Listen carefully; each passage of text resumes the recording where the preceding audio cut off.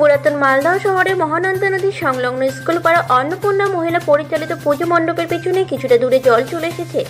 এই নিয়ে পুজো কমিটির উদ্যোক্তারা বেশ চিন্তায় রয়েছেন। জল আরও বাড়লে অন্যত্র পুজো করা সহ স্থানীয় বাসিন্দারা অন্যত্র আশ্রয় নেবার পরিকল্পনা নিয়ে ফেলেছেন।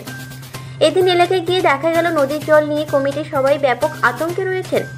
মহালয়া পেরিয়ে গেলেও ওই এলাকায় পুজো কমিটির উদ্যোক্তারা পুরোপুরিভাবে মাঠে নামতে পারছে না। মহিলা পুজো কমিটির পক্ষে মিনা হাজরা এবং গৌরী রায় বলেন, 3 বছর ধরে পুজো করছি, জল আসে আবার চলে যায়, এবার তো জল কমছেই না। পাড়ার মণ্ডপের পিছনে জল, চিন্তায় রয়েছি, অনেক সদস্য বাড়িতে জল, পুজো নিয়ে উদ্যোগে রয়েছে, জল বাড়লে পুজো অন্য জায়গায় করবো। আমাদের ইচ্ছা আছে এখানেই করার। আচ্ছা, এখন বলা যাচ্ছে না, যেহেতু জল দেখতে পাচ্ছেন প্যান্ডেলের পিছনে জল। আচ্ছা, যদি বেশি হয় তাহলে উপর দিকে, বাড়ির উপর দিকে আমরা এরকম কি এর আগে হয়েছে এখানে? না হয় জল এমনি আসে, পুজো ধরেন ভাদ্র মাসে জল আসে, এতটা চলে আসে, এসে আবার জল চলে যায়।